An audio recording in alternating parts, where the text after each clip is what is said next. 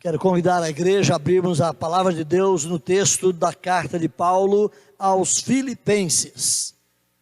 Igreja de Filipos recebe essa carta de Paulo como uma motivação, aquela igreja que já se avizinhava de momentos de perseguição, de tribulação. Enquanto Paulo escreve esta carta para a igreja, ele estava preso em Roma. Já era momentos tribulativos, tanto sobre aquele homem de Deus, quanto sobre a igreja, seja em Roma, seja na Ásia, seja na Judéia. Era uma igreja que já começava a sofrer as perseguições. Filipenses capítulo 1. Enquanto os irmãos abrem a sua Bíblia, eu quero agradecer mais uma vez os irmãos que nos visitam, alguns conosco nesta noite. Que Deus possa abençoar ricamente a sua vida nesta hora. Filipenses 1, do verso 12 ao verso 26. Todos acharam?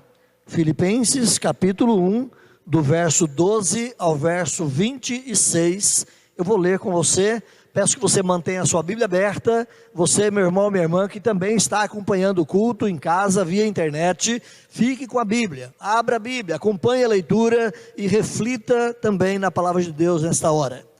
Filipenses 1, de 12 a 26, diz assim o apóstolo: quero ainda, irmãos, cientificar-vos de que as coisas que me aconteceram têm antes contribuído para o progresso do Evangelho, de maneira que as minhas cadeias em Cristo se tornaram conhecidas de toda a guarda pretoriana e de todos os demais. E a maioria dos irmãos, estimulados no Senhor pelas minhas algemas, ousam falar com mais desassombro, com mais coragem a palavra de Deus. Alguns, efetivamente, proclamam a Cristo por inveja e porfia, e outros, porém, o fazem de boa vontade. Estes fazem de boa vontade por amor, sabendo que estou incumbido da defesa do Evangelho. Aqueles fazem por inveja, por discórdia, por porfia, contudo, pregam a Cristo insinceramente, julgando suscitar tribulações às minhas cadeias. Todavia, que me importa? Uma vez que Cristo, de qualquer modo, está sendo pregado, quer por pretexto, quer por verdade, também com isto me regozijo. Sim, sempre me regozijarei, porque eu estou certo de que isto mesmo, seja pela vossa súplica e pela provisão do Espírito de Jesus Cristo, me redundará em libertação, segundo a minha ardente expectativa e esperança de que em nada serei envergonhado. Antes, com toda a ousadia, como sempre, também agora, será Cristo engrandecido no meu corpo, quer pela vida, quer pela morte. Porquanto, para mim o viver é Cristo e o morrer é lucro. Entretanto, se o viver na carne traz fruto para o meu trabalho, já não sei o que hei de escolher. Ora, de um e de outro lado estou constrangido, tendo o desejo de partir e estar com Cristo, o que é incomparavelmente melhor. Mas, por vossa causa, é mais necessário permanecer na carne. E convencido disto, estou certo de que ficarei e permanecerei com todos vós para o vosso progresso e gozo na fé, a fim de que aumente, quanto a mim, o motivo de vos gloriardes em Cristo Jesus, pela minha presença de novo convosco. Meus irmãos, no século XVIII, existiu um movimento de renovação na área de missões em todo o mundo. A igreja tinha saído do período da reforma lá no século XVI, havia caminhado no século XVII, um período de embasamento e fortalecimento doutrinário, confissões de fé surgiram nesse período, as igrejas se estabeleceram muito bem, doutrinariamente falando, mas a igreja foi aos poucos, enfatizando tanto o conhecimento da palavra e perdendo o horizonte do mundo. A ordem de Jesus era ir e pregar o evangelho a todas as nações, e a igreja começou a ficar ensimesmada, voltada para si mesma. A igreja continuou, ou começou a se prender nas grandes catedrais, com corais majestosos, grandes mestres da teologia, ensinando, falando e conduzindo o povo por caminhos muito sólidos, mas a visão missionária, ela foi se arrefecendo, foi diminuindo do povo de Deus em alguma medida. Naquele século XVIII, eu não me recordo aqui a data com muita exatidão, havia um jovem que crescera como sapateiro. Ele era um jovem de família mais simples, mais humilde, e ele tinha lá a sua sapataria, e durante o dia, enquanto ele martelava ali, pregando os sapatos, construindo, lembra que ainda não tinha iniciado com tanto arrojo, com tanta força, a época do industrialismo, do desenvolvimento industrial, ainda havia muita produção em pequena escala, e aquele jovem, ele trabalhava ali na sua oficina, produzindo calçados. Enquanto ele produzia e martelava e recortava, e trabalhava os calçados, ele tinha diante dele na parede frontal um grande couro, onde ele habilidosamente tinha desenhado ali o mapa mundi, e pela sua paixão pelo evangelho, ele trabalhava olhando para aquele mapa mundi, intercedendo e clamando a Deus, para que Deus levantasse missionários para alcançar o mundo. Com o tempo esse jovem deixa a sua sapataria, ele se vocaciona, ele se sente vocacionado e entra para as linhas ministeriais. Ele era membro de uma igreja batista naquele contexto, e ali, já pastor, numa reunião da igreja batista da sua época, numa convenção maior da igreja, ele se levanta num dado momento e diz: irmãos, a vontade de Deus é que nós atravessemos os mares, a vontade de Deus é que nós invadamos o mundo, é que nós preguemos o evangelho a toda criatura, e nós estamos reclusos, parados em nossas igrejas. O pastor presidente, o pastor moderador daquela grande reunião, diz para ele: sente-se, jovem. Se é que Deus tem o interesse que o evangelho chegue às outras nações, ele, da sua maneira, do seu modo e no seu tempo, ele vai fazer isto. Não compete a mim nem a você fazer aquilo que é papel de Deus. E aquele jovem sentou-se.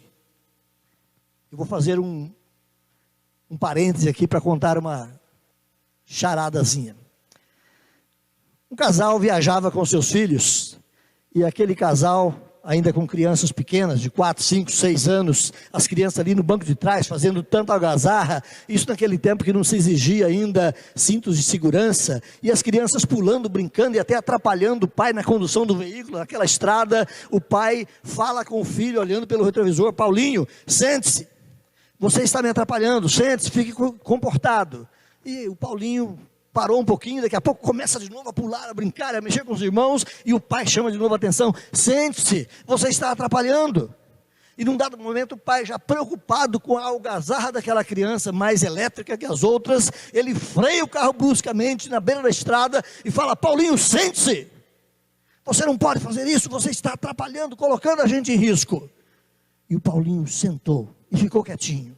E o pai volta na direção e conduz o carro, e o Paulinho fala de maneira súbita e inesperada: papai, eu estou sentado por fora, mas por dentro eu estou pulando. Só estou dizendo isso, que aquele jovem pastor, ele também naquela reunião, ele se sentou. Ficou ali, remoendo o desejo de ir, de pregar o evangelho a todas as nações. E a partir daquele momento, irmãos, mesmo que não conseguisse mobilizar a partir da convenção da sua igreja, os líderes para esse grande ministério, ele começa um trabalho de ajuntar pessoas e trabalhar com afinco, preparando obreiros, preparando líderes, preparando missionários, e ele envia, cria-se ali uma junta de missões, e com o apoio de outros cristãos, ele começa a enviar missionários para o mundo. Esse jovem se chamava William Carey Taylor, e esse jovem William Carey começa então a pregar e a invadir o mundo com o trabalho missionário, e ele é tido por os missiólogos, por aqueles que estudam missões, como o pai das missões modernas, alguém que modificou o pensamento da igreja para invadir o mundo novamente com missões. Ele próprio, em algum momento, ele se candidata também como missionário. Ele não ficou apenas preparando e enviando, mas em um dado momento, ele vai para as Índias e tem um trabalho maravilhoso, espantoso de missões ali naquele país. Ele foi um ganhador de almas, um apaixonado. Meus irmãos, nem todos nós temos essa mesma pegada, usando uma palavrinha bem própria do nosso tempo, né? Nem todos nós temos essa motivação, nem todos nós temos essa coragem, quem sabe, de sair daqui e ir para um outro lugar que você não conheça para anunciar o Evangelho. Mas tendo você a coragem de ir ou não, recai sobre os seus ombros, sobre os ombros de cada um de nós, a mesma responsabilidade de ir e pregar o Evangelho. Alguns vão para outros países, você pode ir, quem sabe, até a mesa mais próxima ali no trabalho, na sua repartição de trabalho. Você pode ir, quem sabe, ao caixa mais próximo no mercado que você compra sempre. Você pode ir, quem sabe, no seu vizinho mais próximo. Você tem que ir. A ordem é: vá e pregue o Evangelho. Mesmo que você não vá para outros lugares, mas cabe a cada um de nós a responsabilidade de pregar esse Evangelho de Jesus. Voltando para Paulo, aqui no contexto de Filipenses, Paulo, meus irmãos, foi um apaixonado missionário, foi um ganhador de almas. Eu quero também reconstruir a ideia de missionário. Nós, quando falamos de missionário hoje, pensamos naquele que foi para o Afeganistão, naquele que foi para a Índia, naquele que foi para a China, naquele que foi para qualquer outro lugar e saiu do seu lugar. Mas missionário, meus irmãos, é aquele que cumpre a missão. Como dissemos, pode ser você aqui na vizinhança, com seu vizinho, com um amigo, com um parente. Missionário é aquele que cumpre a missão, não necessariamente alguém que sai para um lugar distante para fazer missões. Mas Paulo, ele se entregou a isso, ele se tornou um missionário apaixonado para pregar o Evangelho a toda criatura. Ele visitou muitos, inúmeros lugares. Foi um homem separado por Deus. Antes de separado, foi um homem preparado por Deus. Paulo era um homem cultíssimo, um homem de conhecimento ímpar na sua época. Ele próprio vai dar testemunho da sua formação acadêmica, da sua capacidade, e a Bíblia e tanto outros livros também nos conduzem a perceber a grandeza intelectual desse homem chamado Paulo. Ele prega o Evangelho, e para ele, pregar o Evangelho era a missão número 1, era a coisa principal que ele tinha. Voltando para a história daquele sapateiro, William Carey, ele dizia que: eu sou missionário, mas no tempo de folga eu conserto sapato. Esse era o slogan daquele missionário lá do século XVIII. Eu sou missionário, mas nas horas de folga eu faço sapatos. Você pode dizer isso? Eu sou missionário, mas nas horas de folga eu trabalho em tal e tal repartição. Eu sou missionário, mas no meu tempo livre eu trabalho para o governo, eu trabalho para o mercado, eu trabalho para essa ou aquela instituição, mas a prioridade da minha vida é que eu sou um missionário. Essa era a prioridade de Paulo, e essa deve ser, meus irmãos, a prioridade minha e sua. Missão de pregar o Evangelho tem que ser a ocupação principal, mesmo que não seja no ir e vir o tempo todo, mas na sua mente, no seu coração, tem que ser a preocupação principal da sua vida. Paulo estava nesse contexto que lemos aqui, meus irmãos. Você pode perceber isso aqui, voltando aqui para Filipenses, no versículo de número 13, ele fala que toda a guarda pretoriana já tinha conhecido Jesus Cristo a partir da sua oportunidade de estar ali preso. A guarda pretoriana, só para lembrarmos um pouquinho, era a guarda de elite, era a polícia federal, era o esquadrão de elite do imperador. Eles eram os homens mais bem treinados, tanto na arte da guerra, quanto na arte bélica, na arte de conhecer toda a ferramentaria de guerra, mas eles eram também os homens mais bem treinados nas ciências políticas da sua época. Era dali, desse grupo da guarda pretoriana, que sairiam os cônsules, que sairiam os possíveis, quem sabe, próximos imperadores do império. E Paulo estava pregando o Evangelho para essa elite. Ele diz que toda a guarda pretoriana já havia conhecido o Evangelho de Jesus. Imagina Paulo preso, imagina Paulo sob a guarda da principal polícia romana. A cada 6 horas trocava o turno, 6 novos soldados ocupavam aquele período de trabalho, e Paulo pregava o evangelho, falava de Jesus, evangelizava, compartilhava a graça de Deus com aqueles homens. Daqui 6 horas, novos homens entram e Paulo evangelizava aqueles outros. Paulo não diz que todos eles se converteram. Nós vamos conhecer pelo andamento da carruagem, na leitura bíblica, na história de Paulo, que muitos homens de importância no império vieram conhecer o evangelho e receberam a graça de Deus. Mas Paulo diz que a guarda pretoriana ouviu o evangelho. Então a responsabilidade do cristão é tornar conhecido. Fazer a obra de conversão pertence ao Espírito Santo de Deus. Quero compartilhar com você aqui, meus irmãos, então, a proclamação como missão prioritária dos servos de Deus. Primeira coisa que eu quero reportar contigo é que os servos de Deus, eles proclamam em todas as oportunidades. Os servos de Deus proclamam em todas as oportunidades o Evangelho da Graça. Se você volta aí para o contexto da carta de Paulo, quando ele escreve, de novo, ele estava preso em Roma, depois ali daquele finalzinho do livro de Atos, ele se encontrava preso em Roma. É nesse período que ele está anunciando o evangelho sob a proteção da guarda pretoriana e fazendo com que essa guarda conhecesse o evangelho de Cristo Jesus. Paulo aprisionado a um soldado, a cada 6 horas havia ali um revezamento, e Paulo evangelizava de novo aqueles que entravam para cuidar dele. Então imagine Paulo falando de um outro Senhor que não César, dizendo que o verdadeiro Senhor não é César, mas o verdadeiro Senhor é o Senhor Jesus Cristo. Isso, meus irmãos, era um insulto. Isto era uma provocação àqueles homens treinados para cuidar e orquestrar de todo o Império Romano. Olha de novo o versículo 13, ele vai dizer: de modo que se tem tornado manifesto a toda a guarda pretoriana e a todos os demais, ou seja, servidores, funcionários que passavam por ali, foi tornado conhecido que é por Cristo que eu estou em prisões. Muitos cristãos escolhem um método de dar testemunho da fé em Cristo Jesus, que podemos chamar de método silencioso. Esses muitos cristãos que escolhem esse método silencioso, são aqueles cristãos que nunca dizem nada. Lembra de Isaías? A quem enviarei? E a quem há de ir por nós? O profeta Isaías levanta na hora dizendo: Senhor, eis-me aqui, envia-me. Mas para esses tais que usam o método silencioso, se Deus perguntasse e dissesse para eles: a quem enviarei e quem há de ir por nós? Eles se esconderiam e diriam: eu não vou. Você conhece alguns nomes da Bíblia que disseram isso? Lembra de Moisés?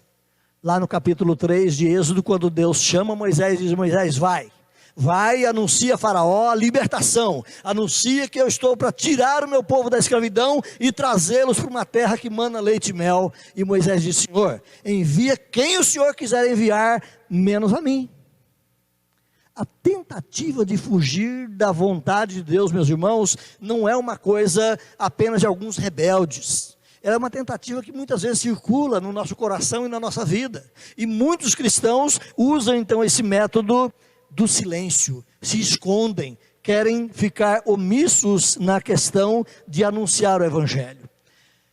Circula, tanto no meio cristão, evangélico, protestante, quanto também no meio católico, um dizer que, diz a lenda, ele pertence a Francisco de Assis. Diz o texto que Francisco de Assis dizia: pregue o tempo todo, se precisar, use palavras. Eu estive procurando um pouco sobre essa informação, se de fato era de Francisco de Assis, onde foi, que material que está escrito essa premissa dele, e na verdade eu descobri que não existe em nenhuma das suas postulações teológicas nenhuma afirmação desse tipo. Existe uma premissa, a premissa de número 1221, você pode buscar na internet e encontrar lá então esse refrão de Francisco de Assis, algo meio parecido, mas ele não diz: não use palavras.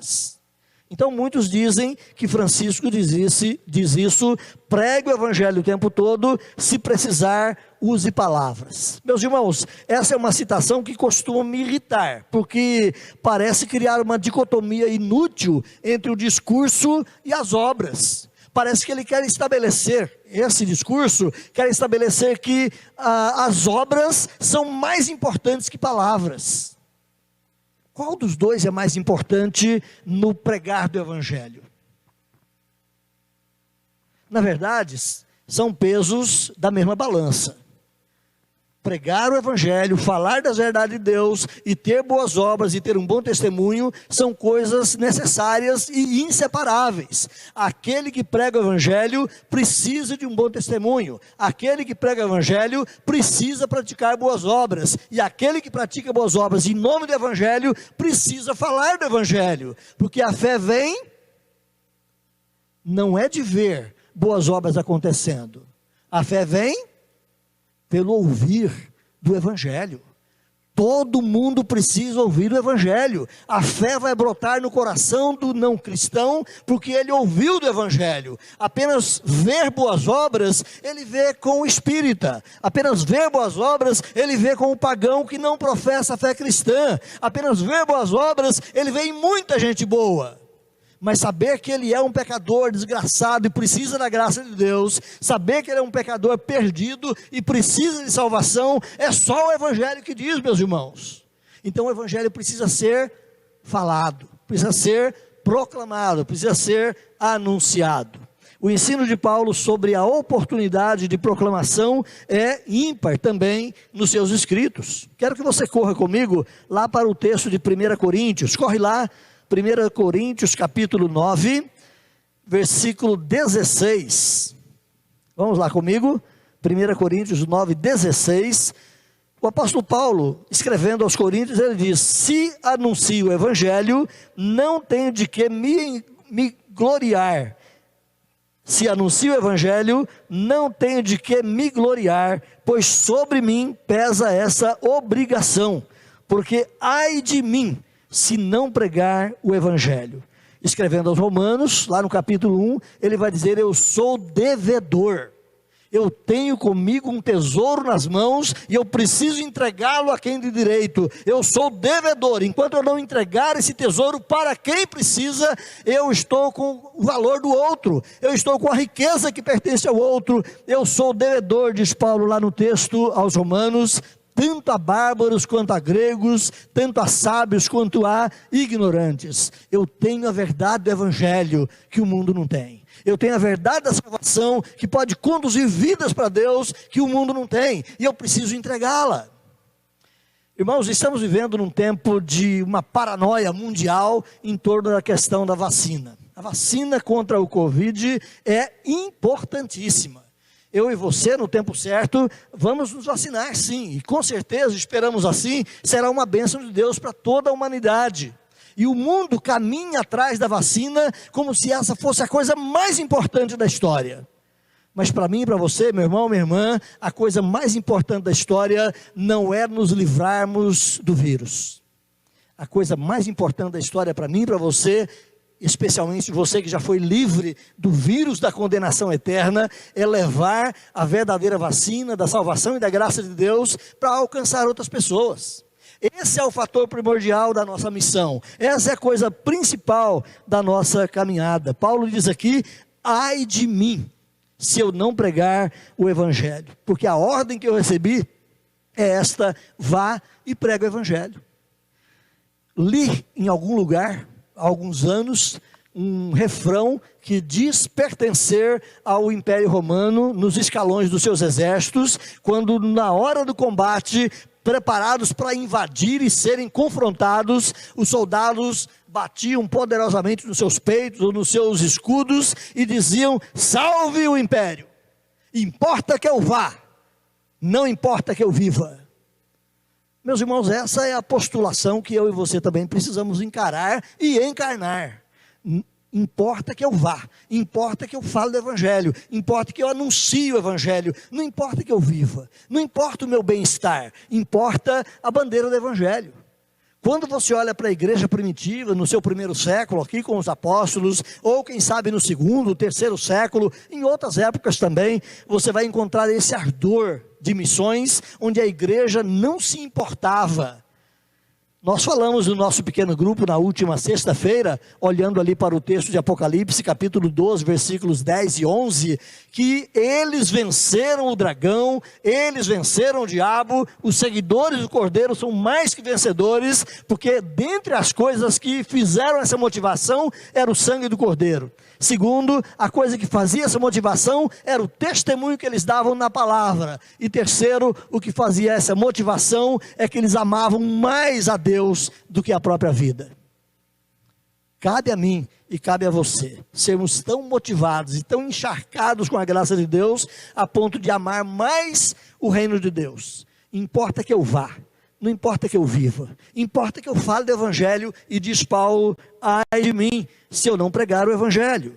Corra também lá para Timóteo capítulo 4 versículo 2, na segunda carta de Paulo a Timóteo, capítulo 4 versículo 2, Paulo diz: prega a palavra, insta a tempo e a fora de tempo, admoesta, repreende, exorta, com toda longanimidade, paciência e ensino. Mas pregue a palavra, fale dela, sempre que possível, tendo oportunidade ou não tendo, provoque oportunidades. Diz aí, a tempo e a fora de tempo, fale do evangelho. 2 Coríntios capítulo 6, versículo 2, Paulo vai escrever aquela segunda carta aos irmãos de Corinto e vai dizer que no tempo aceitável eu te escutei e no dia da salvação te socorri. Eis agora o tempo aceitável, eis agora o dia da salvação. Meus irmãos, eu e você precisamos ter essa percepção. Quando é o tempo da salvação para o perdido? Não sei. Quando é que ele vai partir sem a graça de Deus? Não sei.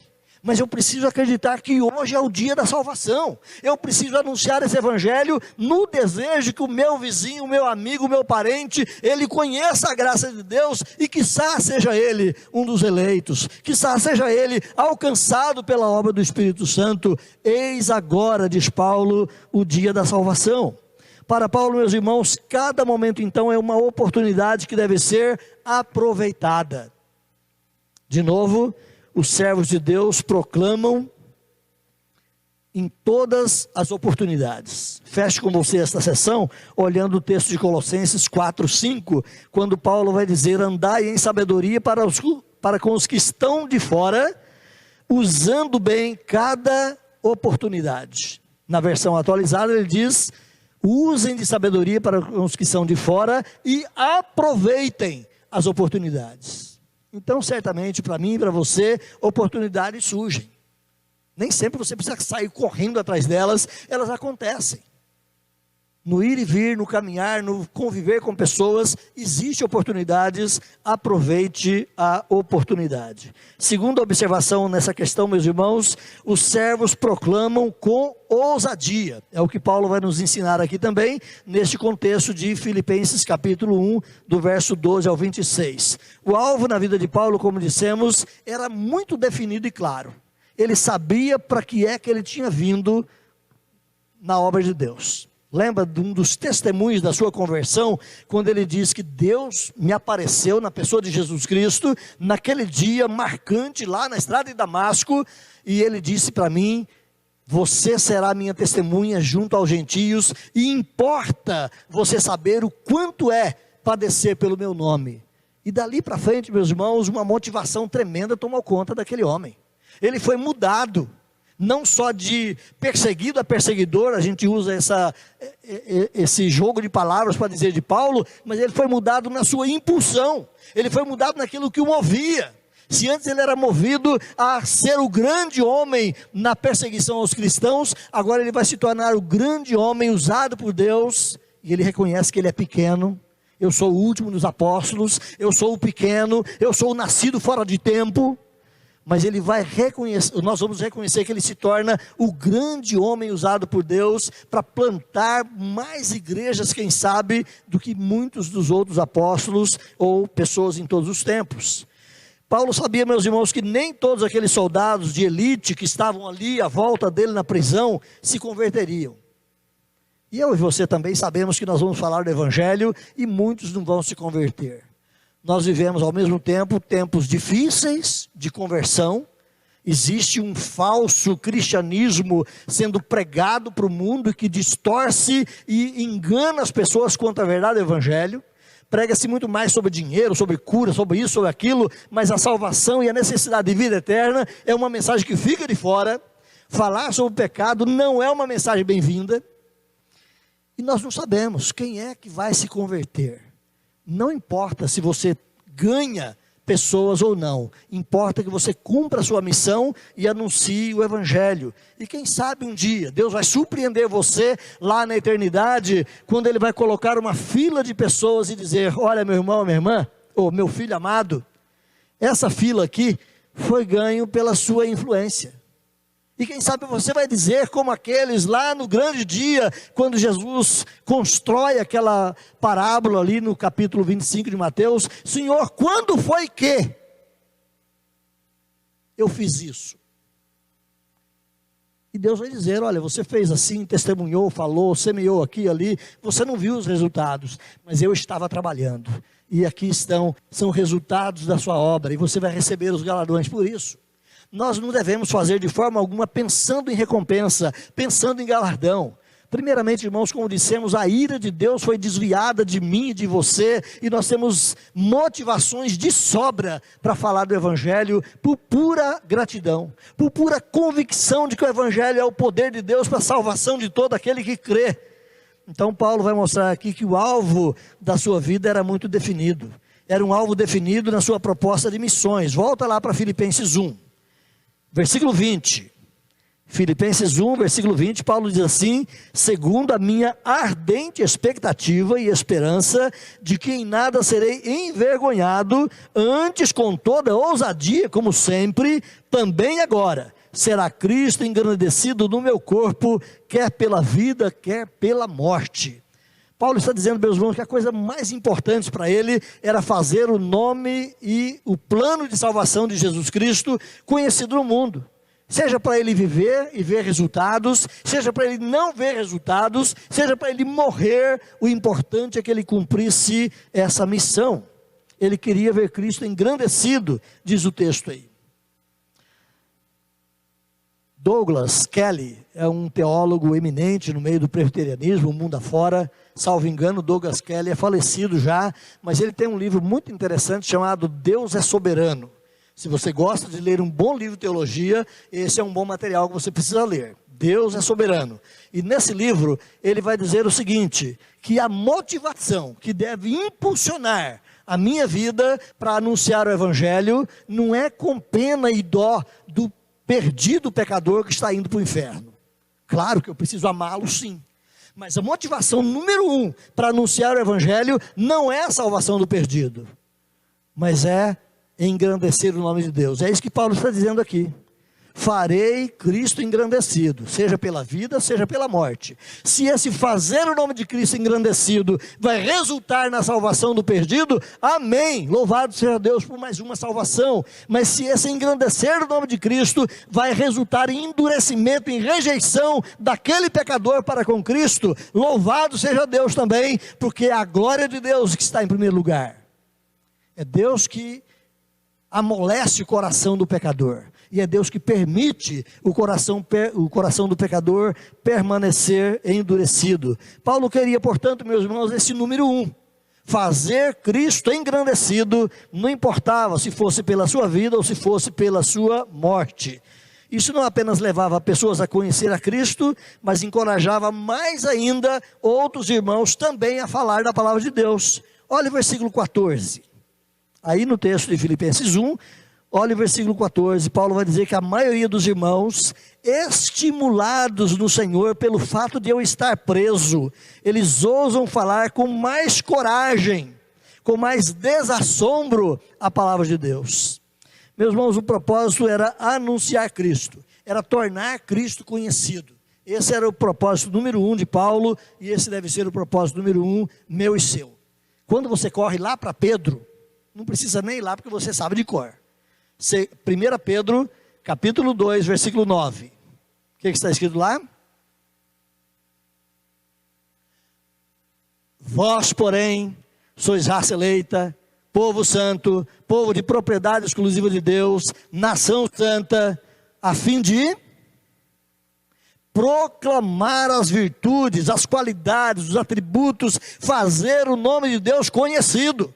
Pedro não está dizendo sobre salvação de ninguém ali, mas à medida que fazemos o nome de Deus conhecido, os seus atributos, a sua grandeza, a sua justiça, o seu amor, a sua graça, à medida que nós tornamos conhecido o Evangelho, o Espírito Santo de Deus faz uma obra silenciosa, meus irmãos, e transforma corações e liberta vidas. O cumprimento da missão visa, em primeiro lugar, proclamar o nome de Deus e fazê-lo conhecido. Se você correr lá para Romanos capítulo 15, verso 19 e 20, faça isso, Romanos 15, verso 19 e 20, Paulo diz assim: por força de sinais e prodígios, desculpe, peguei um capítulo errado aqui, a folha virou, capítulo 15, é isso mesmo. 15, 19 e 20 diz assim: por força de sinais e prodígios, pelo poder do Espírito Santo, de maneira que desde Jerusalém e circunvizinhança até ao Ilírico, tenho divulgado o Evangelho de Cristo, esforçando-me deste modo por não pregar o Evangelho, não onde Cristo já for anunciado, para não edificar sobre o fundamento alheio.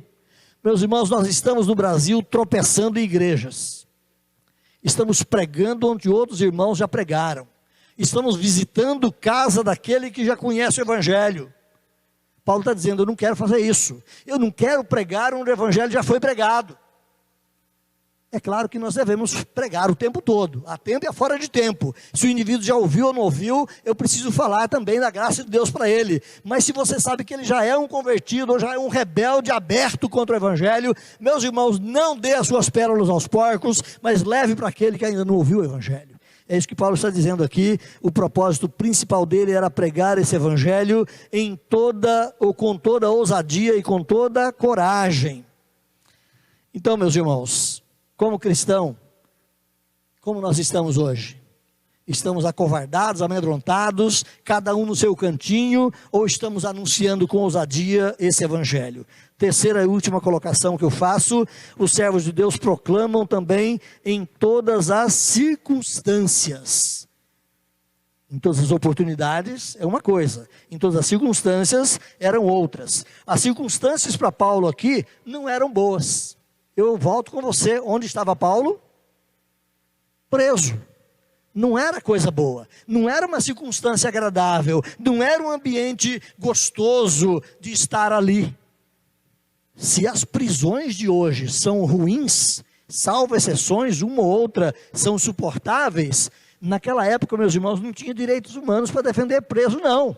Naquela época, o preso era horrivelmente tratado, como um desumano, como um animal muitas vezes. Quem sabe ele não tivesse nem na sua cela um banheiro decente, uma latrina onde ele pudesse fazer ali as suas necessidades. E quem sabe um canto recluso naquela cela era ao mesmo tempo lugar de dormir e lugar de fazer as necessidades fisiológicas. E o lugar era horrível, não só quanto ao cheiro, mas como a salubridade daquele ambiente. Não era um bom lugar para se estar. Mas Paulo vai dizer ali que ele pregava o Evangelho. Estava preso com algemas, junto a um brutamontes, daqueles soldados, gladiadores, preparados pelo Império Romano. Mas ele estava ali levando o Evangelho de Jesus. Nós vamos ouvir Paulo recebendo essa visão de Deus. Você vai falar do Evangelho diante de reis e príncipes e pessoas importantes. Você vai até Roma. E isso é dito para Paulo. Ele sabia que ele poderia, meus irmãos, morrer, quem sabe ali mesmo, naquele cárcere. Se você ler as cartas de Paulo, as chamadas cartas da prisão, que são as cartas de Paulo a Filipenses, a Colossenses, a Filemon e a Efésios, possivelmente a carta de Paulo a Timóteo e Tito, ou nessa primeira ou numa segunda prisão, você vai encontrar Paulo dizendo exatamente isso. Eu estou pronto para ser oferecido como libação. Eu sei que a minha hora está chegando. Mas Paulo continuava nessa mesma perspectiva de anunciar, de proclamar o Evangelho. Olha 1:21 de Filipenses. Porquanto para mim o viver é Cristo e o morrer é lucro. Não importa se eu morra ou não. Importa que mesmo nessa circunstância que eu estou, eu cumpro o Evangelho, eu cumpro a missão. Em quais circunstâncias nós esperamos para anunciar Jesus? Nós somos modelados enquanto igreja, infelizmente, irmãos, numa perspectiva meio errada.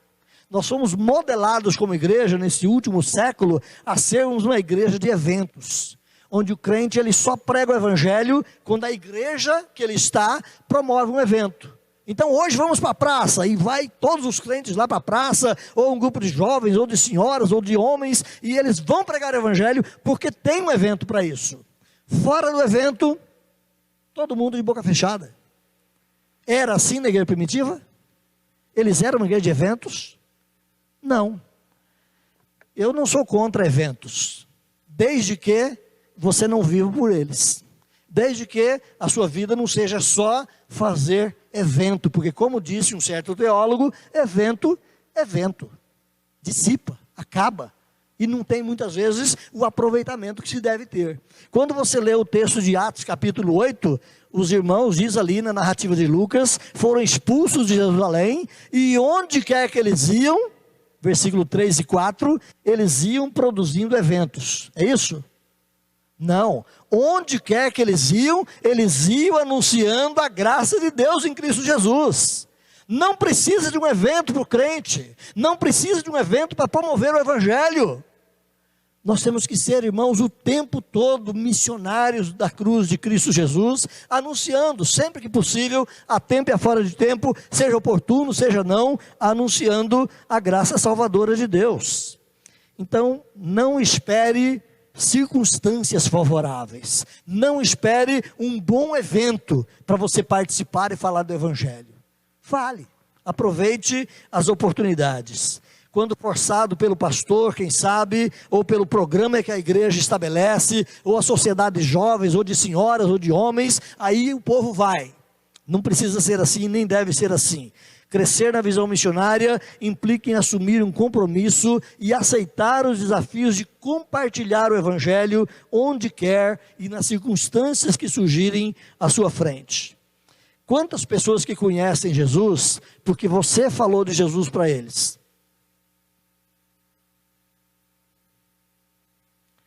De novo, nós somos modelados como igreja de forma errada.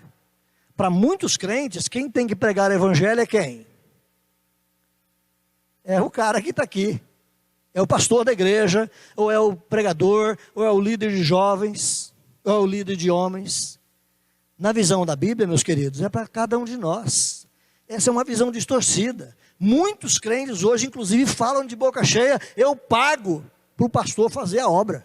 Você não paga coisa nenhuma, e crente nenhum paga coisa nenhuma. Nós contribuímos todos juntos para uma obra que é de todos, onde todos nós devemos nos enfileirar no cumprimento dessa missão. Você tem pelo menos um filho espiritual, alguém que já se converteu por instrumentalidade da sua conversa, da sua fala, do seu anúncio de Jesus? Lembra de Raquel? Quem era Raquel? Era mulher de Jacó, né? Uma das mulheres de Jacó. E num dado momento, ela não tinha filhos. Num dado momento, ela se angustia, porque a sua irmã Lia estava sendo uma progenitora hábil e tendo vários e vários filhos. E ela agarra no coração ou no braço do seu marido e diz: meu marido, me dê filhos, senão eu morro. Me dê filhos. Meu irmão, minha irmã, se você é um homem ou uma mulher estéril espiritualmente e não leva ninguém a Jesus Cristo, você precisa se agarrar a Deus como fez Jacó lá no Val de Jaboque e dizer: Senhor, dai-me filhos, ajuda-me a levar pessoas ao conhecimento da graça de Deus. Eu e você precisamos produzir. É interessante o texto lá de Deuteronômio capítulo 23, eu não vou recorrer a ele, mas apenas mentalmente trazê-lo como ilustração. O texto diz que na presença do Senhor não deveria comparecer nenhum homem, e é bom a gente lembrar que naquela época o culto era meio machista. Quem ia ao culto eram os homens, as mulheres tinham um átrio ali, um galpãozinho, onde elas ficavam meio separadas, né? O culto era muito masculino. Então diz o texto lá que nenhum homem deve comparecer ao Senhor, diante do Senhor, se ele tiver os seus testículos quebrados. Se ele tiver tido algum problema de guerra, de chute, de um coice de cavalo, alguma coisa que danificou a sua virilidade, ele não pode entrar na presença de Deus. Irmãos, isso é uma ilustração com as figuras do Velho Testamento para dizer que o crente, ele precisa ter virilidade, no sentido de pregar o evangelho e produzir filhos. Eu e você temos que ser homens e mulheres produtivas, temos filhos espirituais para a glória de Deus. Provérbios 11:30, corre lá. Provérbios 11:30 diz assim: o fruto do justo é árvore de vida, e o que ganha almas é sábio. Provérbios, ele não está aqui, quem sabe, pensando literalmente no ganhar almas como fruto de um trabalho evangelístico, suado e continuado de um irmão dedicado a Deus. Talvez o ganhar almas aqui no contexto de Provérbios possa se aplicar simplesmente às circunstâncias da vida, onde você conduz uma pessoa a um caminho bom. Essa é a instrução geral de Provérbios. Mas aplicando esse versículo ao contexto da palavra de Deus mais amplo, ganhar almas é levar pessoas a conhecer Jesus Cristo, é apresentar o evangelho para eles, é ter a bênção de Deus, te dar filhos espirituais. Você conhece a história de Ashbel Green Simonton? Ashbel Green Simonton foi o missionário pioneiro que trouxe o evangelho na bandeira presbiteriana para o Brasil em 1859, quando ele planta a igreja presbiteriana aqui no Brasil. É bom lembrar que não foi a primeira vez que a igreja presbiteriana chegou no Brasil. Vamos recapitular rapidamente? Qual foi a primeira vez? 1555, o Brasil ainda estava usando fraldas, ainda era um bebê em termos de país descoberto.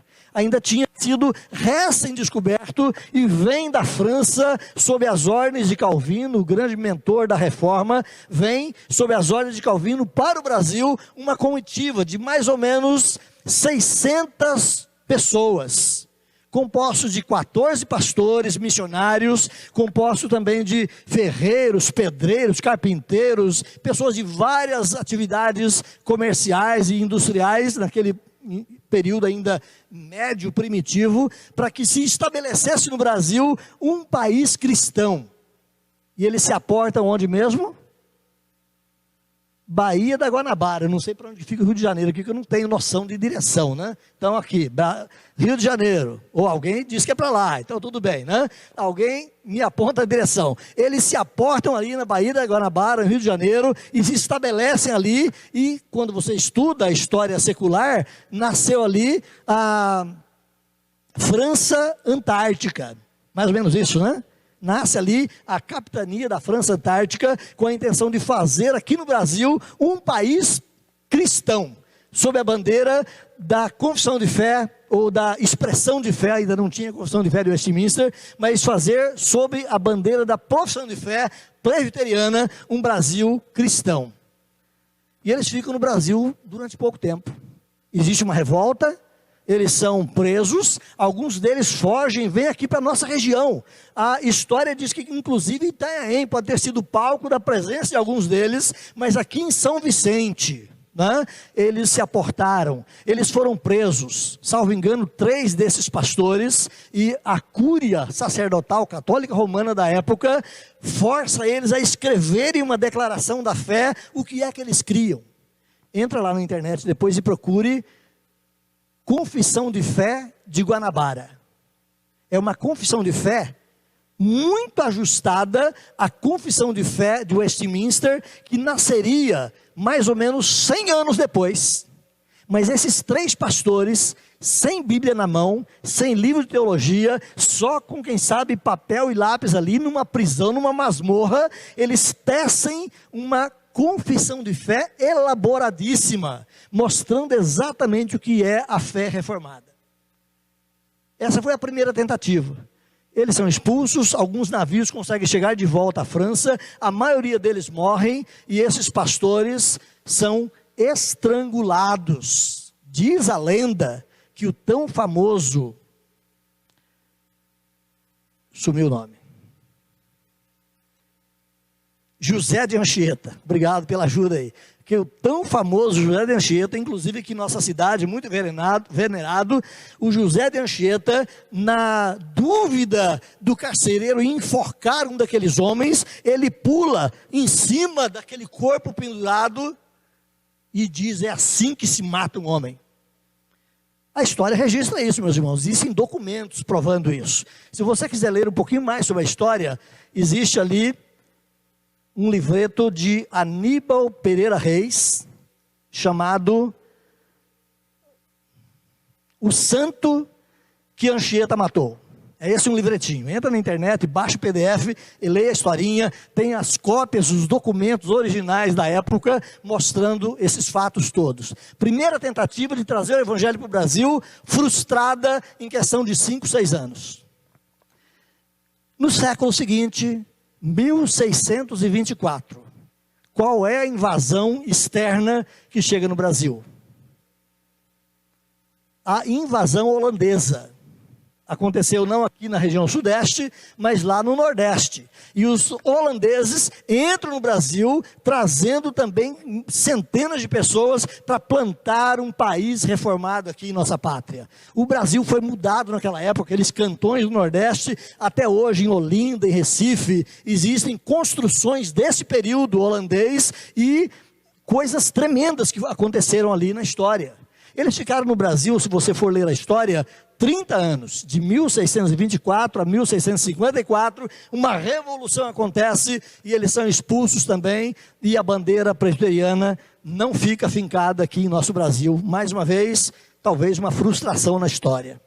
Em 1859, vem um homem sozinho, um jovem de 26 anos, solteiro, mas com o coração pegando fogo para trazer o evangelho para esse Brasil. É bom lembrar que ele não foi o primeiro, já tinha outros ali também na sua época, tinha metodistas, tinha anglicanos, tinha outros cristãos aqui também, fazendo a pregação do evangelho, mas com um diferencial. Como é que eles pregavam o evangelho nesse período? Pregavam o evangelho apenas para os da sua cultura. Então os ingleses mandavam os pastores para cá, para ministrar a Santa Ceia, fazer cultos, etc., com os ingleses. Os alemães, da mesma forma, apenas o culto ali com os alemães, na língua deles. Não tinha intenção de plantar uma igreja evangélica no Brasil. Ashbel Green Simonton, no dia 12 de agosto de 1859, às 9h15 da manhã, aporta o navio Banshee, lá no Rio de Janeiro. Ele fica vislumbrado, magnífico, era o cenário que ele via naquela manhã. Ele se apaixonou pelo Brasil à primeira vista, e ele continua fazendo um trabalho, sozinho, com dificuldades, não sabia a língua, e foi aprendendo, e com dificuldades, ele morreu 8 anos depois, de febre amarela, aqui em São Paulo. Saiu do Rio, veio fazer um trabalho missionário aqui em São Paulo, o seu cunhado já era pastor da igreja aqui de São Paulo, já tinha plantado algumas, e nesse período ele é atingido pela febre amarela e morre. Ele tinha ido um pouco tempo antes aos Estados Unidos, lá ele casara-se, viera para o Brasil com a sua esposa, tiveram uma criancinha, a esposa também contrai febre amarela e morre, ele fica com aquela criança parece que é mandada de volta para os Estados Unidos e é criada por lá, ou vem a morrer, não me lembro o detalhe da história, mas pouco tempo depois, Simonton morre. Mas a igreja tinha sido plantada, meus irmãos. Não é para a nossa glória, para a nossa honra, para a glória de Deus. O evangelho tem prosperado no Brasil, e de lá para cá, louvado seja Deus, outras igrejas irmãs vieram também. Batistas, assembleanos e outros irmãos vieram também e foram plantando as denominações no Brasil. Hoje são milhares delas. Muitas denominações nasceram depois desse tempo aqui em nosso Brasil. Mas alguém que teve a disposição de doar a sua vida e de pregar o evangelho. O Diário de Simonton, você pode lê-lo também, ou baixando da internet, ou comprando o Diário de Simonton. Em dado momento ele vai dizer: se há tantos estudantes se formando para anunciar o evangelho aos americanos, então devo doar a minha vida para anunciar aos estrangeiros. Está lá no Diário de Simonton. E numa numa pregação que ele ouvira de um dos professores lá de Princeton, o Dr. Charles Hodge, ele ouve a pregação desse homem sobre missões e fica apaixonado. É isso que eu quero ser, alguém que vá para o mundo. E ele escolhe o Brasil para vir pregar o evangelho aqui. Quero terminar aqui. Se você tem um hinário aí no seu banco, você pode abri-lo se quiser, no hino 286, salvo engano, a última estrofe diz assim: estão as horas a fugir, o teu Senhor não tarda em vir, tu queres fruto ao céu levar, ou folhas só apresentar? Oh, não demores a atender, a noite em breve vai descer, conosco toma o seu lugar, e por Jesus vem trabalhar. Hino 286, salvo engano, a última estrofe, traz essa poesia tão bonita, olhando lá para aquela parábola, ou para aquela situação, onde Jesus procura fruto numa videira, ou numa figueira, e não encontra. Queres tu levar frutos ao céu, ou queres tu apenas folhas apresentar? Meus irmãos, precisamos ter como prioridade o evangelho, a evangelização, a comunicação da salvação a esse mundo. Se você vai ter êxito, alcançar vidas, salvar pessoas ou não, não se preocupe muito com isso. Preocupe-se em anunciar as grandezas de Deus. Preocupe-se em falar do amor de Deus. O mexer no coração humano é obra do Espírito Santo. Ou temos como prioridade o falar de Jesus, ou correremos o risco, quem sabe, de ficarmos amortecidos pelo brilho desse mundo, perdendo as oportunidades, sendo muitas vezes enganados por o grito da sereia que toca aqui e ali em nome do Evangelho, e não fazemos de fato cumprir a nossa missão. Termino com a palavra de William Carey: eu sou um missionário e nas horas de folga eu conserto sapatos. O que você pode dizer nesse sentido? Eu sou missionário e nas horas de folga eu sou pastor da igreja presbiteriana aqui de Belas Artes. Ou eu sou missionário e nas horas de folga eu sou um aposentado, mas que estou usando meu tempo e meu esforço para levar o evangelho para Jesus. Eu sou missionário, mas no meu tempo de folga eu sou um policial. Eu sou missionário e no meu tempo de folga eu sou um açougueiro. Qualquer um na sua profissão. A prioridade minha e sua é levar o evangelho para outras pessoas.